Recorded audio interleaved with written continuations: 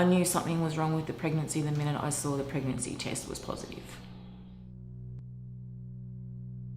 I was really excited about it, but as soon as Nikki showed me the results of the pregnancy test, her face just drained.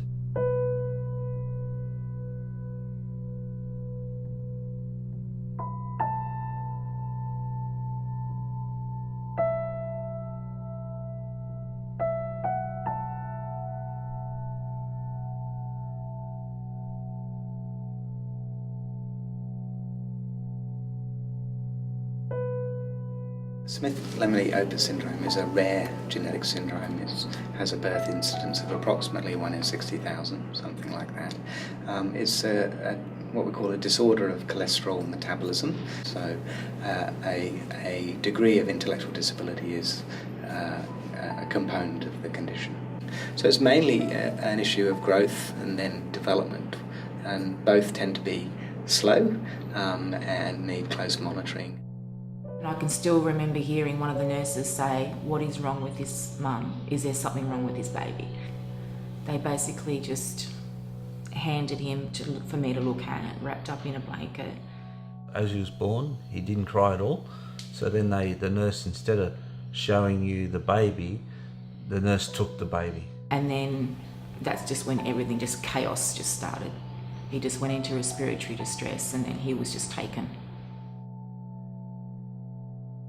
Of all that time, you got to see him for 10 seconds and then he just disappeared. It wasn't until they actually called the Nets team to come and get him from Wollongong to chopper him to Sydney that I was able just to give him one little kiss before he got put on that great big machine, basically. It was one of the other nurses did take a little Polaroid photo of him and gave him and brought it into my room, as if that might have been the first and last photo that I would ever have.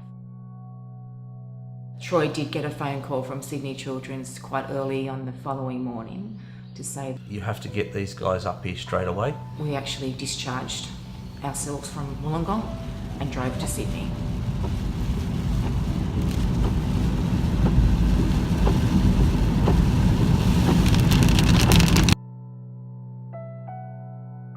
When Fletcher was in hospital in intensive care, the doctors told it was kinder to turn off Fletcher's machine, his breathing machine.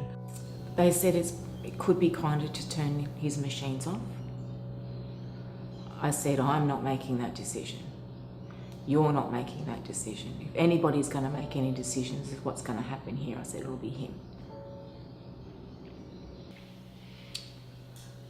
Yeah. You stop for a minute, Henry.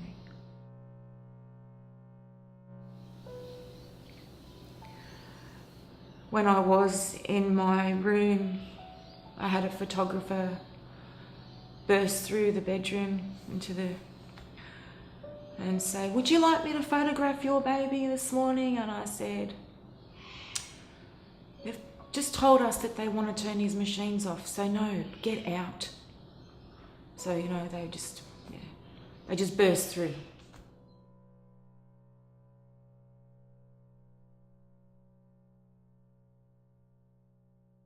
Remember clearly saying to Troy, we don't know how long we're going to have him, but let's just, if we can take him home, we're going to take him home, and we're going to have, as much time, as quality time as what we can. And here we are 11 years down the track. Yeah. When you're faced with such a decision, it's just that you'll dig deep and you'll find something special to look after this son and care for him and love him just as much as you would any other person. Both his brother and sister, Jaden and Eden, have played a huge part in his growth. Jaden early on in his life being the bigger brother, and Eden wise, she's the same as well. So she's almost a big sister to Fletcher. Wait, go back to that. Look at his little hand. Look at his little hand. Why What do you think it'd be like if Fletcher wasn't the way he is? You're going to be boring if he was different? Might be a bit boring, won't it? I was just about to say boring. Yeah. Fletcher didn't walk until he was nearly 5, but 4.5. And it was watching Eden that the day she walked, he got up and took his first steps as well.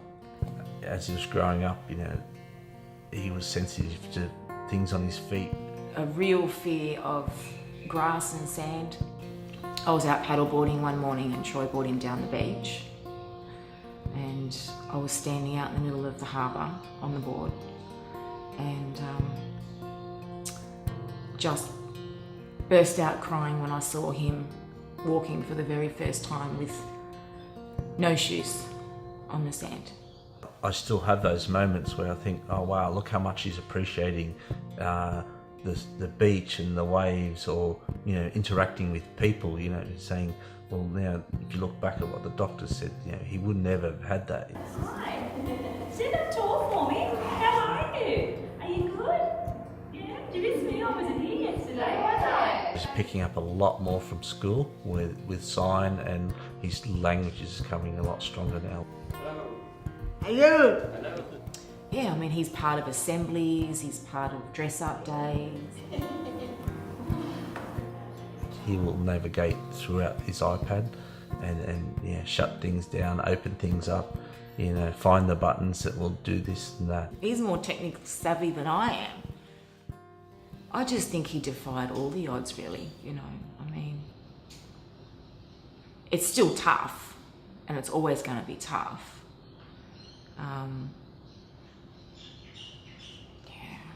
I still have to feed Fletcher, I still have to change him, very much still a baby in a adolescent body. When he's angry, frustrated, because he'll hit himself or he'll hit things. And it just doesn't happen. Meltdown. Are we going? We're going. We're going home. What is wrong with you? Stop it. Stop it. I remember sitting on the lounge with him and I thought, I wonder what it's like to be you. I couldn't imagine ever turning those machines off, because we would have missed out on so much. Bigger than the ocean, bigger than the moon, bigger than the planets and all the stars, to put them all together. And I love you more. There is moments when I will be out somewhere and I'll have a tear because I'm so proud of him. Yes, I love you. I love you more each day. I am not the selfish person that I used to be. I love you more than words can say. They're beautiful the way they are, and they're beautiful the way they are in their heart. God, I love you. You make me want to cry. So proud of you! Go, go, go! Run, run, run! What an effort! You legend! More, mummy, more! I can see, I can see.